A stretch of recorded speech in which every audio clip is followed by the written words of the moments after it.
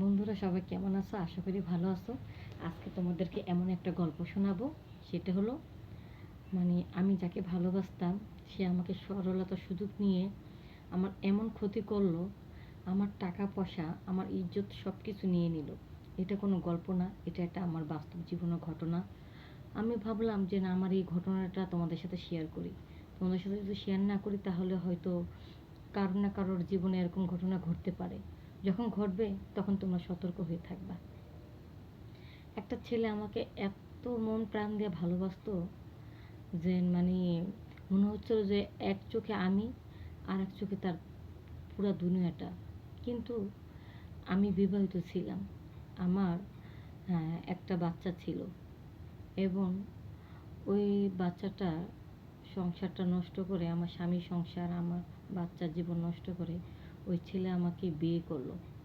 বিয়ে করার পরে আমার টাকা পয়সা যা আছে সব কিছু নিয়ে নিল। পরে আমি বললাম, তুমি আমার টাকা পয়সা সব কিছু নিয়ে নাও, কিন্তু সমস্যা নাই, কিন্তু তুমি আমার সাথে মিথ্যা প্রেম কেন করলা? তো বলল, বিয়ের আগে তো মানুষ কত কথাই বলে, তাই কি সত্যি হয়? তোমাকে পাওয়ার জন্য আমি এগুলি মিথ্যা কথা বলছি। আর তোমার বাচ্চা আছে, এক গাছের ছাল কখনো আর এক গাছে লাগে না।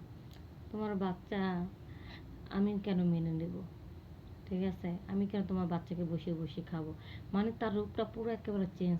তখন আমি তাকে বললাম, এই যে বাসর ঘরে তুমি আমাকে বলেছিলে, দেখো তোমাকে ছাড়া আমি বাঁচবো না, আমার সব কিছু তোমার ভালো লাগে, আমার জাম্বুরা দুটো দেখে নাকি তুমি পাগল হয়ে গেছিলা, আর তোমার যন্ত্র সাইজটা কত বড় সেটাও আমাকে দেখালা, কত রসে ভরে, কত ভালোভাবে তুমি আমাকে আদর করলা। একবার আমাকে বললা, তোমার জাম্বুরা দুটো ললিপপের মতন খেতে আমার কাছে খুব ভালো লাগে। আহ, কত ভালোবাসা, কত শান্তি, কত সুখ।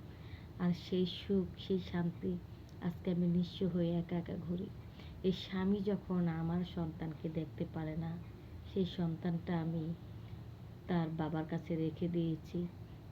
বাবার কাছে ছোট বাচ্চা, 1 বছর বাচ্চা বাবার কাছে রেখে দিয়েছি। আর শেষ পর্যন্ত যাকে বিশ্বাস করে ভালোবেসে সব কিছু ত্যাগ করে আসলাম, সে আস্তে আস্তে আমার জাম্বুরা রস খাইয়া, আমার সব কিছু রস চষে চষে খেয়ে, আমার টাকা পয়সা খেয়ে সে একেবারে উধাও হয়ে গেল। তো বন্ধুরা, সে আমার সাথে যা ঘটেছে, এরকম যদি কারোর জীবনে এরকম ঘটনা ঘটে, তাহলে কিন্তু তোমরা তাদের কথা একেবারে ভুলা যায়ও না। ঠিক আছে? যে ছেলেরা তোমাকে বিয়ে করবে 5 জন সহ বিয়ে করবে, আর অনেক সত্য বলেই লিখিতভাবে তাকে বিয়ে করবা।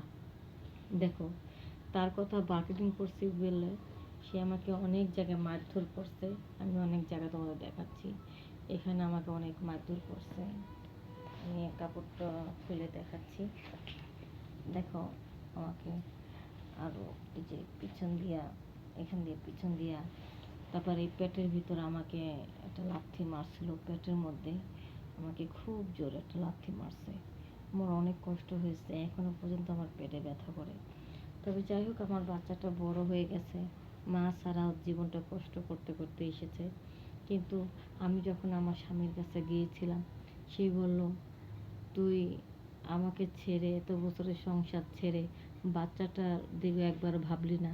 এই বাচ্চাটাকে ছেড়ে যখন চলে গেছস, তুই তো 2 দিন পর আর একজনের কাছে যাইতে পারস, তোকে আর আমার দরকার নেই। একটা কথা আছে না, প্রেমিকার জন্য স্বামীর সংসারটা নষ্ট করলাম। ওই কথাটা খারাপ ভাষায় বলে, সেটা আমি উল্লেখ করলাম না। তো যাই হোক বন্ধুরা, আমার জীবনের সাথে যে ঘটনাটা ঘটেছে, এরকম যদি কারোর জীবনের সাথে মিল থাকে, তাহলে কিন্তু কখনো তোমরা এরকম করবা না। তো আমি ছোট্ট করে একটা নাচ দেখাই, কারণ তোমরা কষ্ট করে আমার ভিডিওটা দেখলে, আমার কথাগুলো শুনলা, তোমাদের তো একটু আনন্দ দিতে হয়, তাই না?